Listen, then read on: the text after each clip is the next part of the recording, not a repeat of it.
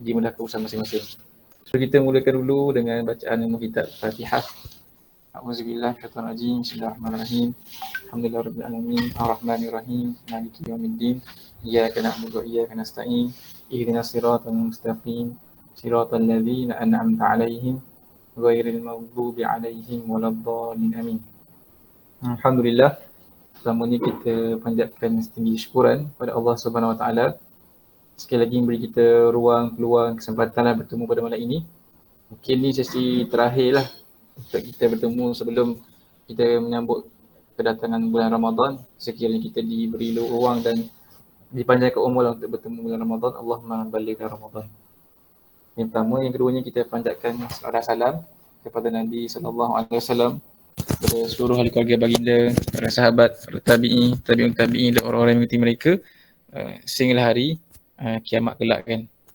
Yang ketiganya, kita doakan semoga Allah SWT memberkati pertemuan kita pada malam ini, menjadikan kita punya usaha-usaha yang kita lakukan lah untuk hadir ke majlis ilmu ini dikira sebagai satu langkah-langkah untuk menempuh perjalanan untuk ilmu dan akan memudahkanlah kita untuk masuk ke syurganya kelak insya-Allah kan. Semoga adalah barakah di atas pertemuan ini. Dengar jelas ke suara? Sangat jelas. Sangat jelas, alhamdulillah. Sebab okeylah, sebab pakai ni kan, pakai apa? Earphone. InsyaAllah ikhwan yang dikasih sekalian kan. Kalau kita tengok hari ni kita dah masuki hari keberapa lah Syaban lah. Maksudnya dah hujung-hujung 26 5, 6, 7 lah, tak pastilah. Tapi kalau ikutkan kalender 3 April nanti kita akan masuklah ke bulan Ramadan. Satu bulan yang ditunggu-tunggu oleh umat Islam kan. Yang ditunggu-tunggu sebab satu bulan yang Allah SWT menyebutkan satu bulan yang istimewa kerana banyak keberkatan, banyak keutamaan-keutamaan yang disebut tentang Ramadan. Dia bulan yang dirindui, yang ditangisi, yang ditunggu-tunggu oleh umat Islam, terutamanya generasi salafus salih kan. Nabi, para sahabat, tabi'in, tabi'in, mereka ni sangat look forward lah untuk bertemu Ramadan pada setiap tahun. Dan mereka membuat persiapan-persiapan. Kita tak suruhlah kita punya persiapan macam mana, masing-masing mungkin ada inisiatif masing-masing. Cuma kalau sebut bulan Ramadan ni ada pelbagai persepsi lah kita akan terfikir dalam kepala kita kan bila kita mention tentang Ramadan. Ada orang akan tengok Ramadan sebagai bulan puasa, bulan ada tarawih, bulan adanya qiyamul lail. Tapi perkataan Ramadan yang disebutkan dalam Al-Quran, which sekali sahaja dan it's the only bulan yang disebut dalam Al-Quran, bulan Ramadan kan. Dalam surah Al-Baqarah tu Allah SWT menyebut dia sebagai A'udzubillahi minasyaitonirrajim, syahrul ramadan alladzi unzila fihi al-Quran hudal linnas wa bayyinatin minal huda wal furqan. Okay. Ayat 185 kan kalau tak silap lah. Allah Ta'ala berfirman, syahrul ramadan, bulan Ramadan, alladzi unzila fihi al-Quran. Itu satu bulan yang diturunkan padanya Al-Quran. Jadi ketika Allah SWT membuat penerangan, description tentang bulan Ramadan, Allah tidak menceritakan aspek-aspek yang lain. Tak kata syahrul Ramadan alladzi kutiba fihi siyam, bulan yang padanya diwajibkan berpuasa. Tak. Allah tak explain bulan Ramadan tu dalam konteks tarawihnya ke, bahasa Ramadan ke, bulan sebelum puasa ke. Tapi Allah menyifatkan satu bulan yang padanya diturunkan Al-Quran, menjadikan bulan Ramadan tu begitu istimewa. So banyak orang dah menulis kan, kenapa bulan Ramadan ni istimewa? Sebab dia turun Al-Quran padanya. Jadi yang menyebabkan dia istimewa adalah Al-Quran sebenarnya kan. Sebab kalamullah, Allah turunkan khas pada bulan Ramadan. Kita tahu dalam bulan Ramadan ada nuzul Quran dan dia telah diturunkan di Mekah Mukarramah. Maka Mekah dan Madinah menjadi tempat yang begitu agung dalam Islam sebab inilah venue turunnya Al-Quran. Kan, Nabi SAW menjadi Nabi terbaik kerana dia adalah Nabi yang menerima wahyu ni buat kali pertama. Malaikat Jibril yang membawa Al-Quran juga menjadi malaikat yang terhebat. Malam diturunkan Al-Quran pula menjadi malam yang penuh barakah kan, lebih baik 1000 bulan. Dan bulan Ramadan ada pula bulan yang pada turun Al-Quran. So sebenarnya kita boleh je nak mengejar keberkatan-keberkatan ini dengan kita ni berdampingan Al-Quran kan. Tak perlu tunggu bulan Ramadan pun kan. Sebab keberkatan Al-Quran tu ada sepanjang masa. Sebab dia adalah satu kitab yang Allah Ta'ala sifatkan kitabun anzalna ilaika mubarakun. Kalau kita boleh tengokkan sama-sama surah Sad surah ke-20, 38 Surah Sad surah apa? Ke-38. Ayat yang ke berapa Kitabun anzalna ayat ke-28. Siapa boleh tolong bacakan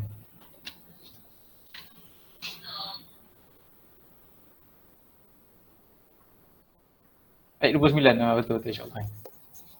Kalau ikhwah semua nanti kalau antum free ada mushaf mungkin boleh buka surah Sad, surah yang ke-38, ayat yang ke-29. Boleh bacakan tak seorang? Imran ke, Fahim ke, siapalah yang dah jumpa?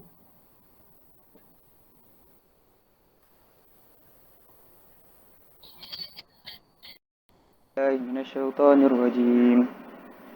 Kitabun anzalnahu ilaika mubarakun liyadabbaru ayatihi waliyatadhakkara ulul albab.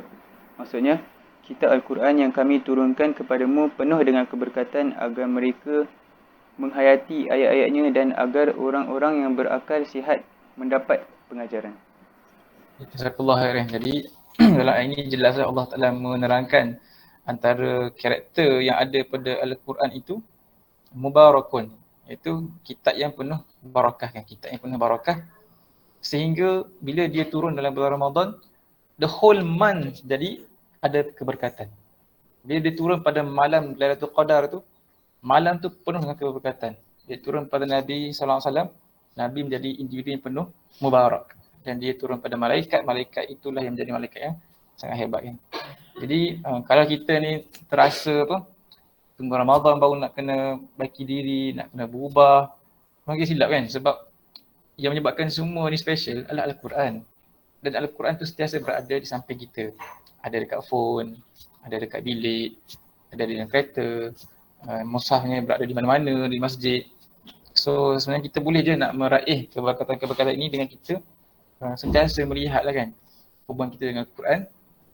Dan hopefully lah sesi kita yang mingguan ni kita buat ni kan, yang kita sentiasa letakkan elemen Quran sebagai yang terpenting, juga bolehlah memberikan keberkatan-keberkatan ke dalam kehidupan kita kan. So itu sedikit intro lah. Semoga pertemuan-pertemuan kita ni Allah Ta'ala jadikan pertemuan yang mubarak. Kita nak mengkaji ayat-ayatnya dan bukan sahaja nak mengkaji sebab untuk lil mata' wal darsu kan, seperti kata Syed Qutb. Orang sekarang mengkaji Al-Quran lil mata'. Untuk apa? Al-mata' tu? Ingat ke? Berseronok-seronok. Maksudnya apa berseronok-seronok? Dia suka dengar explanation tu. Wow, memberi makanan kepada akli. Ataupun wadarsu kan. Bukan mengkaji Al-Quran sekadar untuk akademik kan. Buat artikel panjang-panjang, tambah lagi kajian, tambah library lagi kan. Quoted sini sana sini tak kan. Walaupun itu kita sedang buat juga, tapi bukan itulah matlamat utama. Yang penting kita nak memahami Al-Quran untuk talaqi litanfiz kan.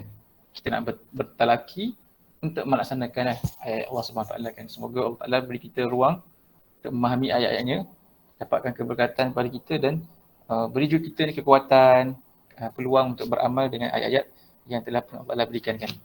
So bila nak masuk Ramadan ni, so dia adalah satu bulan yang sangat dekat dengan Quran. Sebenarnya kita ni dah second Ramadan kan bersama-sama lah. Betul ke? Kalau ikutkan kan? Kalau ikutkan ni adalah Ramadan ketiga dah. Kedua sini. Kedua kan. Dengan Ammar mungkin ketiga kot. Tak pastilah. Kan? Ketak Ammar. Bersama-sama likot. Kedua juga. Tak sure. So kita rasanya paling awal start dulu yang tu kan, yang best-best amal lah dulu kan. Kerami semua tu masa SPM, lepas SPM tu. Yang pertama.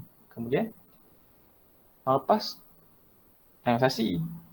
Yang kedua. Rasanya macam tu lah. Tapi lah tak apalah. Maknanya kita dah lama dah sampai dah bertemu Ramadan berikutnya. Hopefully Ramadan kali ini way better than Ramadan lepas kan. Terutamanya bagi mereka yang menyambut Ramadan dalam keadaan bersama dengan tarbiyah, yang ada sesi yang sepatutnya ada peningkatan kan, sebab tarbiyah itu sendiri sifat dia rabba yurabbu kan, tumbuh dan berkembang. So semoga Ramadan ini Ramadan yang better lah untuk kita semua insya-Allah. So untuk malam ni pasal tak lama kot sesi malam ni kan, sebab nak promo lah sambil-sambil tu kita akan ada sesi sedikit lah pada hari Jumaat ini. So sesi perkongsian pre-Ramadan daripada Ustaz Salam. Jadi mungkin hari ni tak akan ambil masa lama sebab supaya yelah nanti kalau hari lama nanti hari Jumaat ada sesi lagi takut antum jemu kan.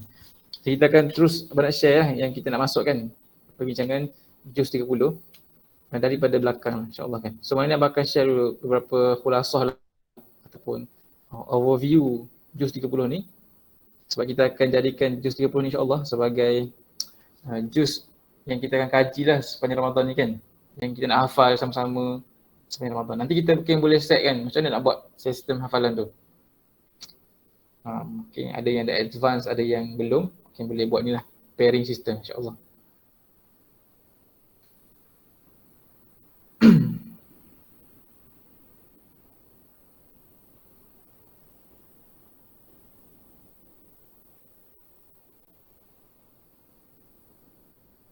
Nampak ke slide yang kongsi tu?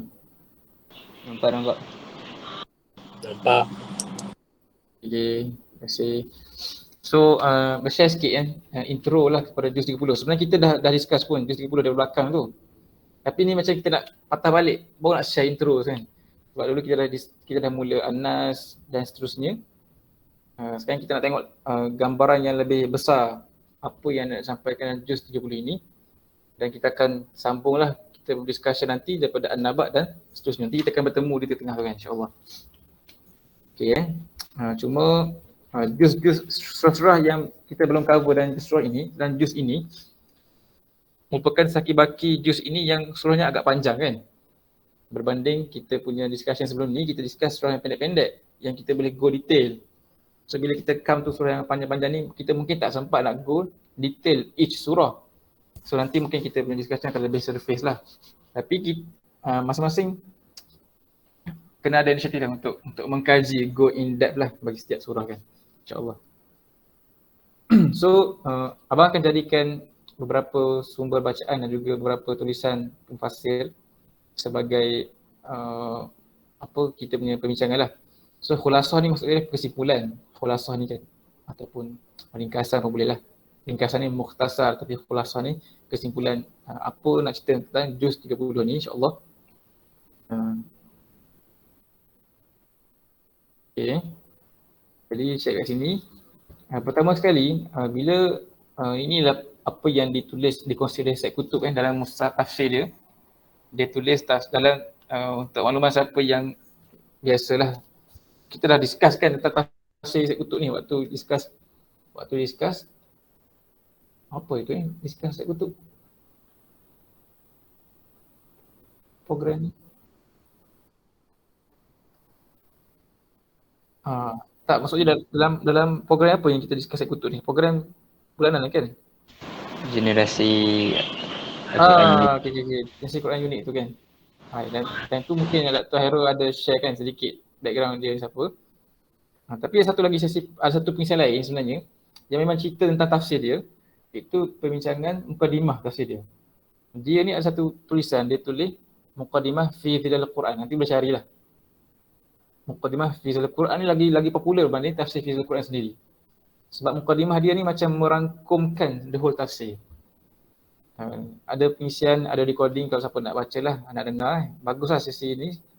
Jadi dalam mukadimah dia ni, dia ceritalah dia telah pun diberi nikmat oleh Allah SWT hidup di bawah naungan Al-Quran, dan dia dapati Al-Quran ini bawa 3 benda besar ni. Dia kata secara kesimpulan. Okay. Iaitu pertama sekali, bila Allah SWT turunkan Al-Quran, Allah SWT nak mengubah atau membetulkan tasawur. Tasawur ni Abang Syed sebut tasawur kan. Tasawur ni adalah gambaran ataupun persepsi ataupun tanggapan. Dia datang daripada perkataan bahasa Arab, itu surah. Surah ni ialah gambar kan, kalau kita belajar Arabic tu. Sur tu gambar, tasawur ni gambaran, apa yang kita tergambar. So manusia ni dia ada gambaran yang kepada dia kepada satu benda kan. Contohlah UAS kan. UAS tengok tengok lecturer punya maki-maki budak UiTM hari ni kan. Siapa tengok video tu? Tengok ke? Tengok kan? Bila kita tengok, kita mungkin akan tergambar something tak?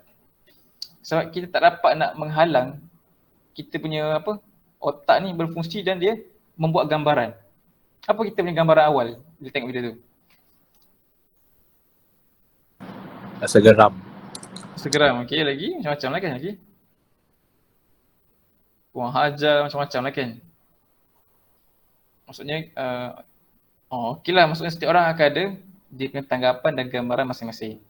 Jadi itu gambaran. Manusia ni dia akan membentuk gambaran pada satu benda. So Al-Quran ni datang nak betulkan gambaran ni. Sebab kadang-kadang gambaran-gambaran yang kita ada dalam kepala kita ni dia datang tanpa dipandu, tak terguided. Okey, ada 3 benda dia nak betulkan. 3 gambaran besar lah. Pertama, kata saya nak membetulkan gambaran kita terhadap alam. Alam al-wujud. Alam yang wujud lah. Alam dunia ni secara umumnya. Sebab orang-orang Arab tu ada orang-orang yang bukan Islam ataupun sebelum datang Islam, manusia ni ada gambaran yang tak tepat tentang alam. Contohnya orang boleh sembah matahari. Kan? Kenapa orang boleh sembah matahari? Mana dia ada wrong persepsi terhadap matahari. Sebab dia menggambarkan matahari Tuhan. Salah tu, dia ada gambaran yang salah. Ataupun orang membunuh anak perempuan. Ini gambaran yang salah kan? Sebab gambaran yang salah lah menyebabkan dia bertindak salah. Okey. Sebab gambaran di kepala akan menentukan tindakan. So pertama nak betulkan tasawur terhadap alam al-wujud. Alam ni kan. Nanti kita cerita lebih detail lah. Yang kedua, Quran datang nak betulkan gambaran terhadap tujuan penciptaan alam al-wujud. Pertama nak cerita tentang gambaran itu sendiri. Apa alam ni terdiri daripada apa, kan? Mula dengan mana, akhir dengan apa, siapa yang kontrol, bagaimana dia berakhir, itu alam itu sendiri. Yang kedua, nak betulkan kita punya gambaran terhadap kenapa Allah menciptakan alam al-wujud. Kan? Jawapan dia ada dalam Quran. Kalau kita tak ada jawapan yang betul ataupun salah meletakkan tujuan alam ni, kita mungkin boleh diperhambakan oleh alam ni. Contoh kan, sebenarnya apa tujuan Allah ciptakan alam ni? Alat Okey, alat kan. untuk mencapai tujuan. Betul tu. Itu dia jawapan dia, simple kan. Tapi nak bagi orang tu dapat gambaran yang itu alat, dia kena cerita berulang-ulang kali lah supaya melekat kan. Kita cuba tengok surah Al-Baqarah ayat ke-29. Boleh minta Uwais bacakan ke Uwais?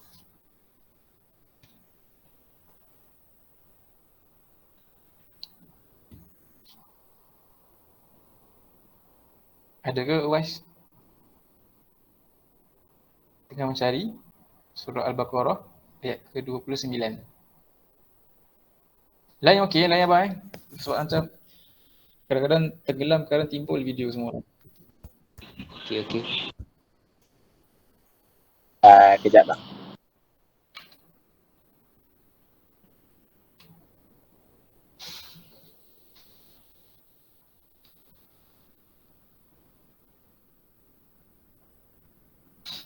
Kita tengok sama-sama lah surah Al-Baqarah ayat ke-29. Dalam ayat ini ada jumpa Wais. Kalau Wais tak jumpa, kita ni baca je. Siapa yang boleh jumpa?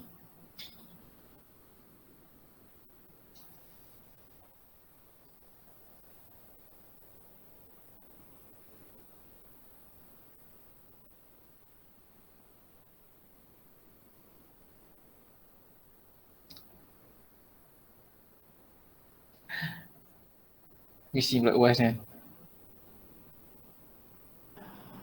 Bang, saya tak jumpa saya punya mushaf Al-Quran tu saya ni. Okey.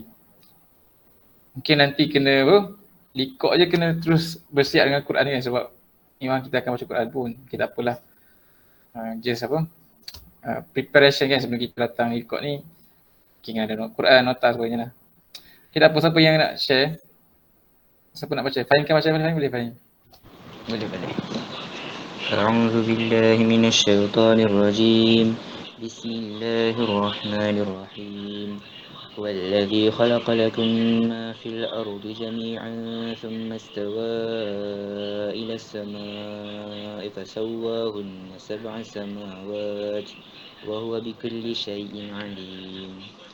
Maksudnya, dialah Allah yang menjadikan untuk kamu sekalian yang ada di bumi, kemudian dia menuju dengan kehendaknya ke arah langit, lalu dijadikannya 7 langit dengan sempurna dan dia maha mengetahui setiap sesuatu. Okay, Masya Allah. Jadi kalau tengok surface ayat ni dia kata huwallazi khalaqa lakum ma fil ardi jami'a kan. Jadi sangat jelas Allah kata dan ialah huwa allazi yang khalaqa lakum, menciptakan bagi kalian. Dia punya stress key ayat dekat ayat ini, keyword dia lah khalaqa lakum tu. Ciptakan untuk kalian kan. Ma fil ardi jami'a. Semua benda dekat dunia ni diciptakan untuk manusia. Untuk serve manusia. Bukan diciptakan untuk membimbing manusia ataupun sebaliknya kan. Tapi diciptakan untuk serve manusia. Maksudnya ada kucing tu untuk manusia. Ada angin untuk manusia. So kita tak boleh terbalik. Sebab ada orang terbalik lah. Dia sembah pokok, sembah berhala. Padahal pokok tu untuk dia. Untuk contribute kepada manusia kan. Bukan manusia tu kena menyembah. So ini tasawur yang nak dibetulkan lah yang kedua. Dan yang ketiga ni paling penting kan. Ataupun yang paling banyak terseleweng. Nak membetulkan tasawur kita, gambaran kita, tanggapan kita terhadap tujuan kenapa Allah ciptakan manusia. Ni kita dah berulang kali dalam program-program ISK, program-program kita dalam tazkirah. Yang manusia ni diciptakan oleh Allah Ta'ala ada tujuan. Tujuan dia apa? Ubudiyah dan khalifah. Ubudiyah dan khalifah. So ayat Quran akan cerita mengenai akan riman balik kita ni hamba, kita ni hamba, kita ni hamba, kita ni khalifah, kita ni hamba, kita khalifah kan. Sebab kalau tak ada tanggapan yang jelas tentang perkara ini, kita boleh terseleweng, kita lupa kita ni hamba, kan? Kita lupa kita ni kena ikut peraturan Allah SWT. Kita lupa kita ni kena mengangkat hukum-hukum syariat Allah SWT, kena membawa Al-Quran. Sometimes kita akan lupa, kita akan terlalai, ataupun bila kita terseleweng kan bahawa semua yang Allah bagi dia lah alat, macam kata Fahim. Kadang-kadang alat itu bertukar menjadi matlamat kan. Contohnya kita punya carrier lah, setengah orang bekerja kan. Sepatutnya carrier tu alat dia.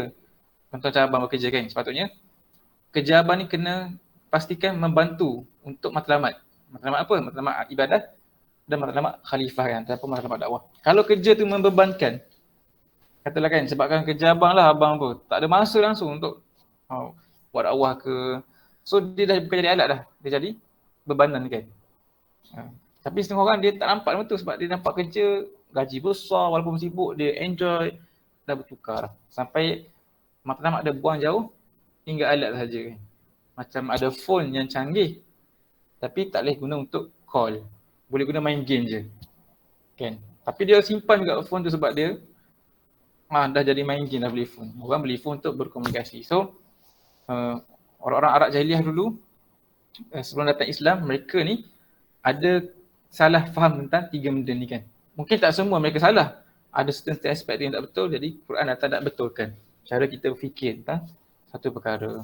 So itulah yang Syed Qutb dapat merasai bila dia membaca Al-Quran. Nanti kita tengok lagi insya-Allah. So ini 3 lah kenapa 3 ni terseleweng. Macam saya cakap lah, sebelum datang Quran, kita tak ada sumber kan. Maksudnya orang-orang sebelum datang Islam ni, mereka ni tak ada benda ataupun sources yang boleh memandu mereka punya tanggapan. Jadi berlakulah penyerangan ni sebab lah kan.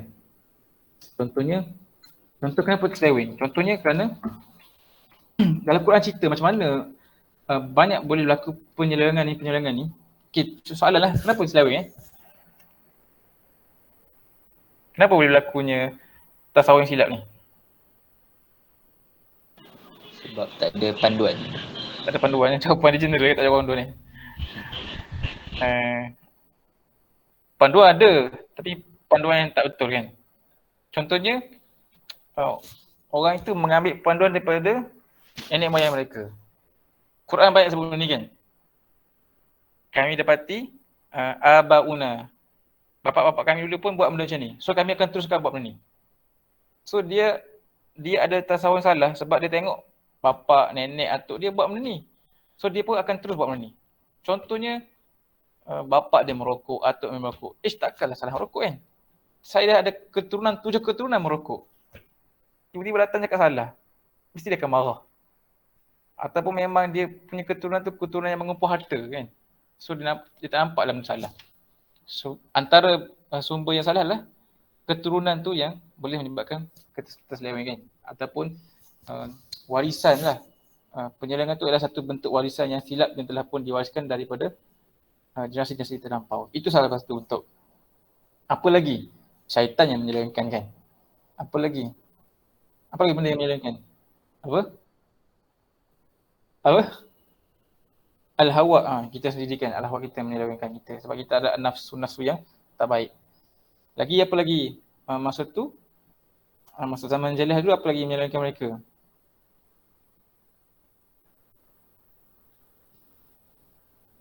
Apa lagi yang bentuk yang menyebabkan mereka terseleweng?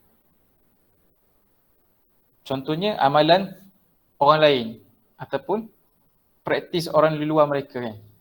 Contohnya dalam kes mereka imported masuk berhala, dia bermula dengan mereka nampak kan orang-orang di Syam sembah berhala, dia macam menarik je.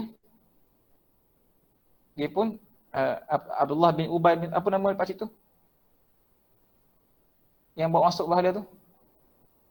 Sahlul. Cuba cek nama dia apa? Khubal. Khubal tu berhala ke nama berhala kan? Yang orang tu. Siapa nama orang yang bawa masuk tu? Cuba cari, tak ingat Siapa lelaki yang bawa masuk berhala tu? Amru bin Luhai.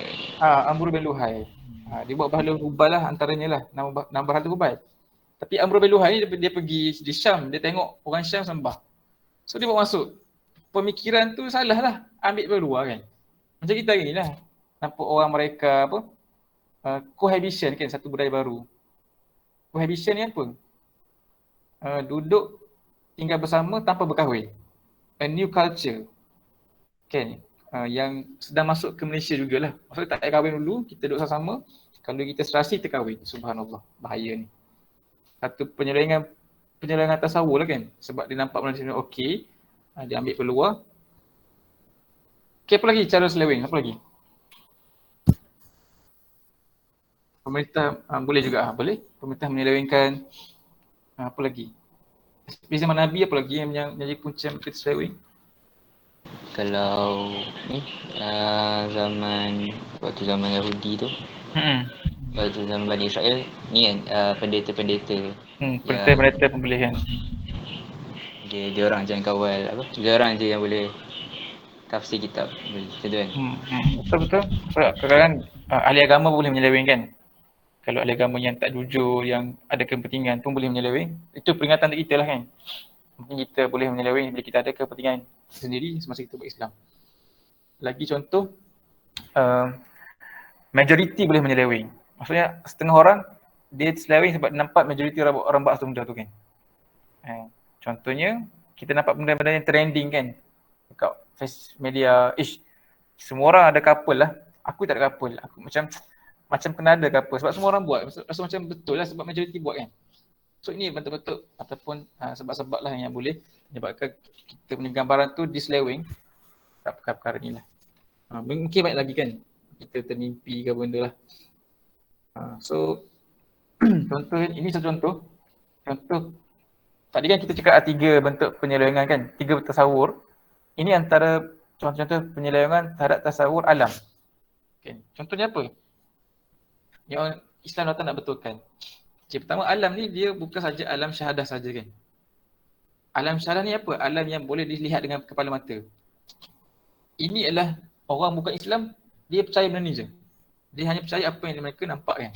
Tapi Nabi dah datang, Islam datang untuk bagi kita punya gambaran bahawa alam dunia ni bukan sahaja terdiri pada benda yang boleh dilihat. Kan? Ada juga benda yang gaib. Ada syurga, neraka, pahala, dosa, malaikat mencatatkan, syaitan. So itulah benda yang Quran datang nak bawa. Nak bawa alam ni ada bukan saja yang terlihat kan. Ada malaikat yang mencatatkan. Bila kita ada the right tasawur, percaya tentang malaikat, kita pun akan rasa takut. Kita rasa kita diperhatikan. Adanya Allah SWT kan. Okay. Itu contoh pertama. Contoh kedua apa? Pemikiran-pemikiran lain ataupun sebelum kata Islam, orang Arab Quraisy menganggap kan, mempunyai tanggapan kehidupan tu akan berakhir dengan kematian. Tiada hari kebangkitan kan. Sebab tu bila Islam datang bawa berita adanya an-naba, nanti kita akan discuss soal an-naba kan. Mereka tak boleh terima ni. Kan? Macam mana boleh berlakunya hari kebangkitan? Dah hancur dah tu yang berulang ni. Tak logik akan bangkit dari kubur. Mustahil. Tak percaya adanya hari kebangkitan. Mereka rasa mereka ni berakhir dengan kematian. Mati je habis semua kan. So ini satu bentuk penyelewengan tentang hakikat alam al-wujud. Ataupun ada yang punya pandangan alam tak ada pencipta kan. Semuanya berlaku ni adalah mother nature. Ni etis punya pandangan kan. Tak adanya di sebalik tu Tuhan, tak ada Tuhan. Dan ada jugalah penyelewengan terhadap Allah SWT sendiri ada kan. Ada yang anggap Allah ni macam berhala, ada yang anggap Allah ni suka dekat orang macam ni, suka dekat orang macam ni kan. Ada yang anggap Allah ni ada anak dah kalangan malaikat sebagainya. Ada juga penyelewengan terhadap malaikat. Bahkan ada penyelewengan terhadap jin pun kan. Maksudnya kan ada, sebab tu turun surah jin. Surah jin turun untuk membetulkan tasawur terhadap jin. Jin ni sebahagian daripada alam dan ada kelemahan-kelemahan jin kan. Jin ada yang beriman, ada yang tak beriman. Ini kita akan bincang surah jin nantilah. Ini bukan ada 30 kan, tapi nak ceritanya itu antara bentuk apa yang nak dibetulkan oleh Al-Quran. Penyelewengan terhadap makhluk itu sendiri kan. The wrong view terhadap jin, the wrong view terhadap malaikat, wrong view terhadap Allah Ta'ala. So hari ni benda ni berulang balik kan. Orang ada salah penyelewengan terhadap perkara-perkara ni. Mungkin tak seteruk zaman Nabi tapi adalah contohnya kan. contoh kan. Kenapa bila orang rasa dia perlu dekat dengan Allah Ta'ala, dia nak pergi Mekah. Abang rasa satu bentuk penyelewengan sebenarnya kan.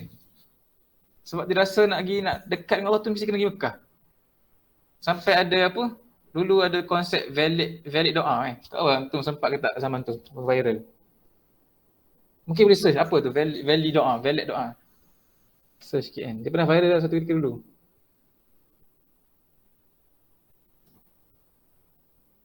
Valid doa. Jumpa valid doa. Dia ni apa yang valid doa ni apa yang standard?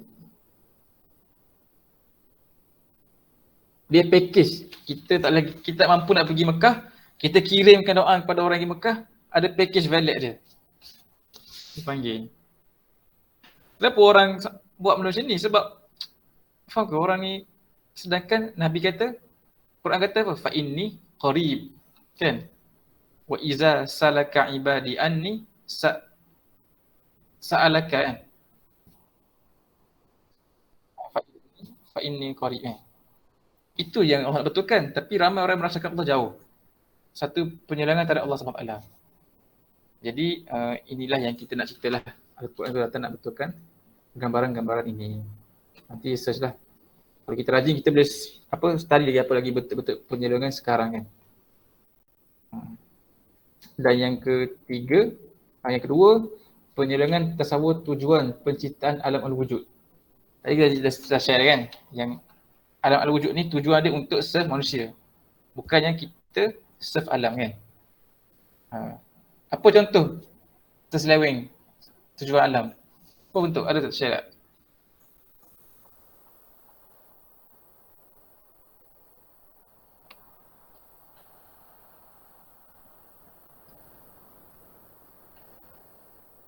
Mungkin tak banyaklah part ni kan.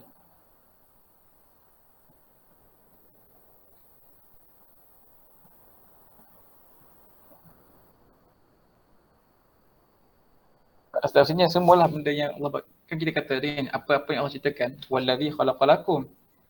Tapi ada tak contoh realiti yang sebaliknya?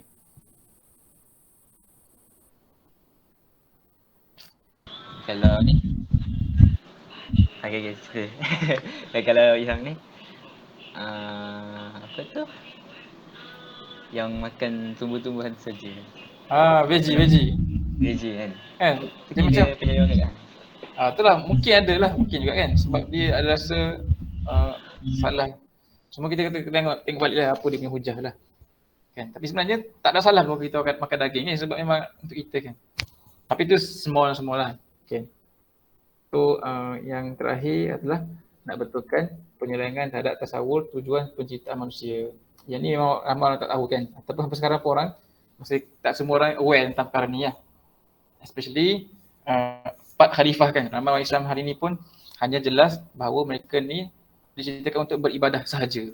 Ramai yang stop kat situ lah. Yang tak memahami bahawa ada tanggungjawab lain, itu juga untuk menjadi khalifah ataupun dalam bahasa lebih mudah untuk menyampaikan dakwah kan Islam sendiri. So susah kita nak cerita benda ni kan. So Quran cerita benda ni tapi tak semua orang baca Quran dapat benda ni. Sebab tu kita perlu memahami Al-Quran tu melalui mereka-mereka yang telah pun mengkaji, diberikan ilham oleh Allah menafsirkan ayat ini. Ini kita sekarang semua ni just recap lah. Yang Allah Ta'ala ciptakan manusia ni pertama untuk jadi untuk beribadah kepada Allah SWT. Okay. Ini contohlah macam mana orang bukan Islam boleh terseleweng. Ini kita pernah discuss masa kita discuss surah Ikhlas kan. Mereka ada seorang lelaki India ni, dia mimpi jumpa Trump tu dia Tuhan. Dan next day dia terus mempertuhankan Trump. Okay. Padahal Quran kata kita ni kena sembah Allah. Tapi dia ni boleh pula menyembah Trump sendiri kan. Sedangkan Tuhan Trump pun makhluk juga. Ni kata Imam Al-Razi kan. Dia kata kat sini, oleh kerana melalui akal kita tidak tahu bagaimana cara yang sesuai untuk membesarkan Allah, maka wajiblah kita mengikut syariat dalam ibadah dan mengikut kata-kata Rasul. Allah telah memberi nikmatnya kepada para hamba-Nya dengan mengutuskan Rasul dan menjelaskan jalan-jalan betul-betul ibadah. So Masya Allah kan. So Rasul datang menjelaskan cara untuk sembah Allah SWT melalui Al-Quran. Sebab kita ni tak mampu sebenarnya nak fikir macam nak serve Allah SWT. Kadang-kadang umat Islam sendiri dia tahu dia adalah hamba, dia kena menjadi hamba serve Allah SWT. Tapi bagaimana cara tu kadang-kadang make up dibuat sendiri cara-cara tu kan. Tambah-tambah sendiri, reka sendiri. Tak betul lah sebab sebenarnya kita tak tahu macam nak serve Allah SWT. Hanya Allah yang tahu what is the best way hamba-hambanya serve dia. Dan Allah telah menyampaikannya kepada para Rasul melalui Al-Quran kan. So Quran datang nak betulkan benda jugalah. Macam mana kita nak menyembah Allah SWT kan. Macam mana? Antaranya kena puasa bulan Ramadan. Kita tak tahu tentang puasa ni melainkan datangnya wahyu cerita tentang puasa. So nak ceritalah bahawa Quran datang untuk betulkan tujuan kita ni diceritakan antaranya beribadah kepada Allah Ta'ala. Itu first part lah. Yang kedua of course tentang kita sebagai hakikat antara tujuan kita ni adalah khalifah Allah SWT kan. Ini benda yang kena selalu ingatkan. Sebab kita sendiri pun mungkin tak jelas kan ataupun tak selalu reminded. Sebab kita berada satu lingkungan masyarakat yang tidak meletakkan benda sebagai benda yang penting kan. So kita mungkin sentiasa akan ingat kita ni adalah hamba yang kena beribadah. Sebab kita hari-hari nampak mak kita solat kan, seruan pergi masjid. So kita rasa peringatan untuk serve Allah sebagai hamba ibadah, aspek ibadah tu ada kat mana-mana kan. Jom zikir, jom baca Quran, tu semua ibadah je kan. Tapi peringatan-peringatan tentang dakwah ni dia kurang. Sebab kita punya suasana tu tidak memperingatkan kita. Sometimes kita pun lupa kan benda ni kan. Tapi Al-Quran nak cerita benda ni pun sebagai daripada tujuan penciptaan manusia lah. So macam Abang Sri pun macam tu, kan pergi office kan. Tak fikir pun nak cerita pasal Islam. Sebab dah terpengaruh dengan environment office tu yang muha, makan. So kita sentiasalah memerlukan Al-Quran punya teguran-teguran untuk pastikan kita punya tasawur tak terseleweng lah. Jelas kan? Sebenarnya kena betulkan balik mindset. Aku datang kerja ni nak cari rezeki, cari nafkah dan juga mencari ruang-ruang untuk menyampaikan dakwah kan. Itu kena ingat balik kan. Kita belajar ke, kita bekerja ke, kita dekat hostel ke, dekat rumah ke. Ini benda yang kita kena sentiasa ingatkan. So, cerita sikit kan bagaimana Nabi SAW cuba nak membetulkan penyelewengan ini semasa Nabi usahakan Al-Quran ini di 4 kali pertama kan. di Mekah. So kalau kita boleh bahagikanlah usaha-usaha ini pada dua fasa besar. Pertama fasa di Mekah, yang kedua fasa di Madinah kan. Ini adalah satu gambar yang simplistik lah secara umum kan. Mungkin dia perlu detail lagi. Tapi kita boleh buat secara surface ni, kita boleh katakan semasa Nabi SAW di Mekah, dia banyak membetulkan tasawur. Kan tak banyak fokus on do and don'ts, tapi betulkan cara fikir. Gambaran tu, betulkan gambaran. 13 tahun di Mekah. Di Madinah ni barulah banyak elemen how to kan. Tasawur ni tentang why, kenapa kita kena ni, kenapa kita ni kan. Kenapa kena ni, sebab ni, sebab ni, sebab ni. Tapi macam mana tu di Madinah. So nak ceritalah sebab itu surah-surah juz 30 nanti kaitan dia ni apa? Dia adalah surah yang sangat banyak kan tasawur. Tak ada pun tentang how kan. Tak ada cerita tentang solat macam mana dekat surah 30. Tak ada cara cerita tentang zakat juz 30, tak ada. Dia adalah membetulkan tasawur. Ada syurga, neraka, ikhlas, ada jin, ada makhluk ni kan. Adanya an-nazi'at, adanya hari pembangkitan. Dia nak betulkan cara fikir. Sebab itu nature surah-surah di Mekah lah untuk membetulkan tasawuf terdahulu. Okay, first part ni betulkan pemikiran, barulah kita suruh dia buat satu benda kan. Kadang-kadang hari ni kita ni terbalik kan. Bila kita belajar Islam kat sekolah kelas kan, kita ni disuruh buat dulu kan, tapi tak jelas kenapa. Sebab tu ada budak-budak, dia solat bila parents dia ada, bila pergi asrama dia tak solat. Dia solat kat rumah sebab mak dia suruh, terpaksa buat. Tapi dia sendiri tak jelas kenapa dia kena solat. Okay. So cara pendidikan ni jadi menyebabkan orang buat satu benda tanpa dia sendiri jelas kenapa dia kena buat satu benda tu. Okay. Macam kita juga. Kan, kalaulah kita tak jelas kenapa kita kena sampai Islam, kita akan buat lah.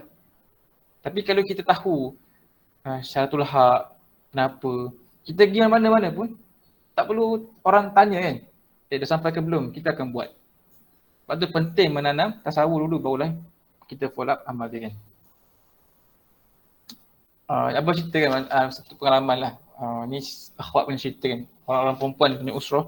Dekat kami Intek dulu, seorang perempuan ni, kawan kami lah kan, dia ni arkitek A-level. Tapi untuk ke UK, dia architecture. Dia free hair, tapi dia usrah. Dia terjoin, bukan tahu macam mana terjoin ke apa benda. Tapi menariknya, dalam halaqah dia punya murabbiyah ni tak pernah cerita pasal hudung. Tak pernah cerita, tak pernah tegur dia pasal rambut dia yang free hair tu. Dia pergi usah free hair. Dia usah free hair.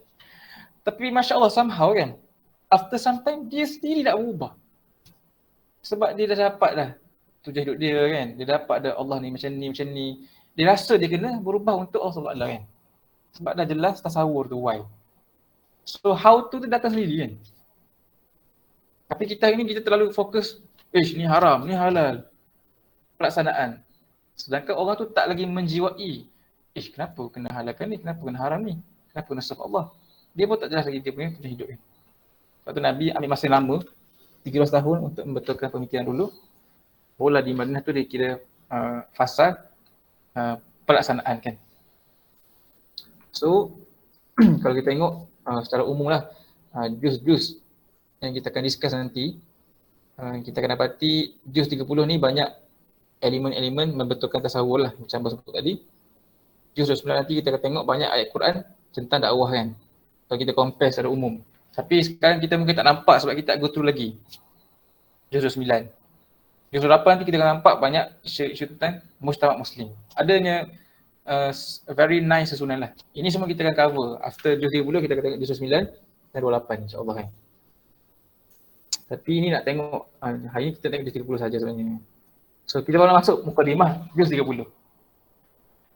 So that kita semua ada gambaran bahawa kenapa kita cover juz ini, sebab dia lah juz yang membetulkan tasawur di fasa-fasa awal tarbiyah seorang muslim tu kan. Okey ke semua? Okey ke? Macam daurah ni. Terlalu panjang. Okey je. Mungkin abang mungkin sesi ni panjang lagi abang rasa, tapi tengoklah. Dua slide lagi abang cover insya-Allah. Habis soalan ni kita akan stop lah sesi perkongsian ni insya-Allah. So ini adalah petikan mukadimah juz 30 daripada Fi Zilalil Quran. Dia katakan, kata Kutub, dia gambarkan surah-surah dalam juz ini, ia merupakan ketukan-ketukan yang bertubi-tubi di pintu hati manusia dan ketukan-ketukan itu amat keras, kuat dan lantang. Dia katakan surah-surah ni surah yang ganas, macam mengetuk dengan kuat kan. Sebab apa kita kena ketuk kuat? Ia merupakan pekikan-pekikan yang membangunkan manusia yang sedang nyak tidur, atau menyedarkan manusia-manusia yang sedang mabuk, atau manusia-manusia yang sedang lalai di majlis tarian yang gemuruh dengan tepukan-tepukan dan siulan-siulan. Ketukan dan pekikan itu bertubi-tubi datang semua surah-surah ini membawa nada yang sama, dan yang sama itu, sedarlah, bangkitlah, lihatlah, berpalinglah, berfikirlah dan renungilah di sana ada Tuhan yang tunggal, ada takbir dan perancangan ilahi, ada ujian, ada tanggungjawab, ada hisab, ada balasan, ada azab yang pedih dan nikmat yang besar. Okay, sebab dia nak gambarkan apa pun. Sebelum datang surah-surah juz 30 ni, masyarakat sedang jahiliah kan. Tengah mabuk dengan dunia, mabuk dengan kerjaya, mabuk dengan family kan. Tengah sibuk dengan berperang, ni konteks Mekah kan. Sibuk dengan perjudian, penzinaan. Dan benda tu berlaku hari ni. Hari ni pun sibuk politik kuat sangat kan. Sibuk bergaduh. Bergaduh apa dekat Facebook. Sibuk dengan isu sebagainya kan.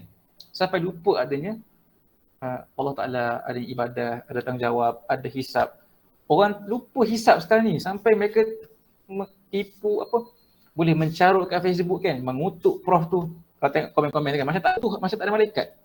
Sebab terlalu disibukkan isu. So benda tu berulang. Kan? Datang surah ni, dia macam nak ketuk pintu ni. Assalamualaikum. Kena ketuk kuat sebab orang tak sedar, orang tak dengar sekarang. Kan? Sebab orang tengah menari-nari bagi kata betul. Tengah sibuk dengan majlis tarian. Kita kena ketuk kuat sikit. Kena bunyikan siren. So surah-surah ni datang bertubi-tubi. The tempo yang sekejap tu. First 5 year kan. Nanti tengok surah-surah ni. Katalah, untuk sampaikan siapa? Sedarlah, bangkitlah, lihatlah, berpalinglah kan. Cerita tentang hari kiamat. Cerita tentang hari kiamat. Cerita tentang syaitan. Cerita tentang syaitan lagi. Cerita tentang serangan-serangan dan sebagainya. Kata, berfikirlah, renunglah, ada azab yang pedih dan nikmat yang besar. Sedarlah, bangkitlah, berpalinglah, berfikirlah dan renungilah berulang-ulang kali. 3, 4, 5, 10 kali. Di samping ketukan-ketukan dan pekikan-pekikan itu, ada tangan yang kuat menggoncangkan manusia yang tidur, mabuk. Dan itu dengan goncangan yang keras. So itu nak cerita gambaran apa surah-surah 30 ni sepatutnya. Dia surah yang patutnya bukan kita baca tu jadi makin tidur untuk baca solat, tak. Kan? Kita punya masyarakat hafal juz 30 ni. Dia dah surah lazim kan. Lazim maksudnya apa? Mudah dihafal. Tapi dia tak mengetuk. Dia jadi hafazan solat, kita pilih baca surah ni sebab nak solat tu ringkas. Tak. Sepatutnya surah yang menggerakkan kan. Sebab dia membetulkan cara fikir. Tapi kalau tak baca terjemahan, tak study, tak dapat benda tu. Bacaan Arabic tak dapat benda tu kan. Bahkan kalau kita study ayat tu dari konteks bunyi pun, dia ada kan ketukan-ketukan tu. Kita discuss bunyi kan, macam masa kita discuss surah apa? Al-Adiyat, dia ada elemen dhabha, fal-mulid khadha kan. Kita bincang surah Al-Qari'ah. Bunyi dia pun dah cukup menggerunkan. Nanti kita tengok lagi lah surah An-Naba' nya bunyi macam mana, An-Nazi'ah nya bunyi macam mana. Ini semua merupakan ketukan-ketukan yang kuat untuk sedarkan manusia. So dah bincang surah 30, kalau tak sedar lagi, mungkin salah lah kita bincang ni kan. Tak sampai motif. Kalau masih tidur kan, masih lagi bermaksiat, masih lagi lalai, tak tengah sibuk lagi dengan apa, masing-masing punya urusan, sibuk dengan games lagi, sibuk lagi dengan gadget, sibuk lagi dengan minat-minat dan hobi-hobi kita yang sementara, yang kecil itu. Maknanya kita ni belum terketuk lah dengan surah-surah ni kan. Jangan para sahabat dulu mereka terketuk-ketuk dengan surah ni kan. Cukuplah surah Al-Ikhlas tu menjadi sumber kekuatan kepada Bilal kan. Untuk mengatakan ahadun ahad kan. Ketika dia diuji, subhanallah. Tapi hari ni, walaupun surah ni, juz ini, juz yang paling familiar oleh umat Islam. Tapi tak sama efek dia kan. Macam seperti mana yang sahabat-sahabat Nabi terima kan. InsyaAllah ada kelemahan kita lah tu. Walaupun dia dekat kan. Sebab kita dah ajar surah ni sejak adik-adik kecil lagi kan. Hafal surah ni. Sebab ni surah yang akan dihafal oleh anak-anak lah. Dia mudah. Tapi mesej tu tak sampai. Yang sampainya lah hafalannya. Tak apalah kita boleh tambah baik kan. So ni sedikit latar turun kan, gambaran. Kalau kita tengok ni nampak tak? Dekat mana dia paling baik turun tu? Tahun 1, 2, 3, 4, 5.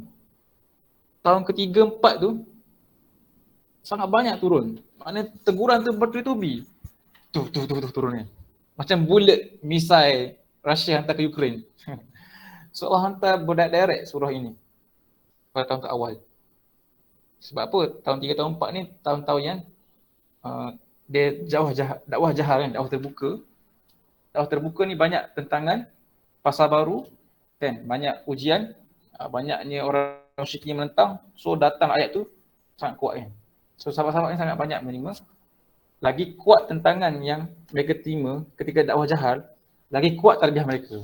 Sebab mereka terus menerima panduan daripada Allah Ta'ala kan. So kita akan tengok macam tu lah.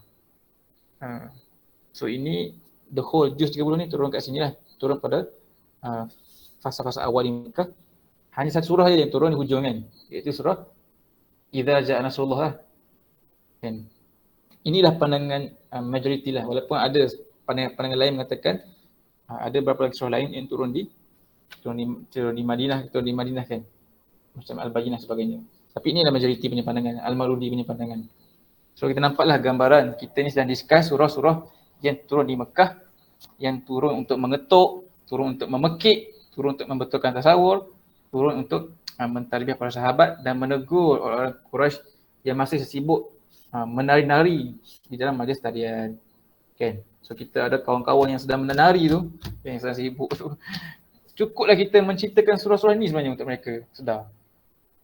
Boleh sebenarnya kan. So kita sendiri pun hopefully terbangunlah daripada kajian surah-surah ini. Wallahualam saja. Nanti kita akan masuklah bincang lebih detail. Kita akan mulakan kembali dengan surah An-Naba nanti insya-Allah. So inilah mukadimah pada juz 30.